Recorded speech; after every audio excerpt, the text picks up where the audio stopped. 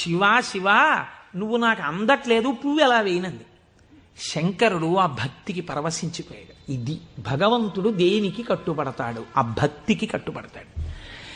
వెంటనే ఇలా ఉన్న శివలింగం ఇలా వంగిపోతే ఆ పిల్లకేం తెలుసు? శివలింగం వంగిపోయింది నా కోసం అన్నది. చిన్నపిల్ల పొంగిపోయి తప్పట్లు కొట్టేసి కాసేపు ఆడేసి 2 పువ్వులు వేసేసి వెళ్ళిపోయింది ఆ పిల్ల. మరునాడు యథాలాపంగా అనేక శివలింగాలు ఉంటుంటాయి కదా గుళ్ళో. ఈ శివలింగం వంగడంలో లోపలున్న శివలింగం కూడా వంగిపోయింది. అర్చక స్వామి చూసి భయపడిపోయాడు. ఇదేంటి శివలింగం ఇలా వంగిపోయిందని మహారాజుకు తెలిసింది. ఇది ఏదో అరిష్టం జరుగుతుంది, శివలింగం వంగింది ఏమిటని భయపడ్డారు. ఈ శివలింగానికి వంపు దిద్దిలా పైకి తీయాలి.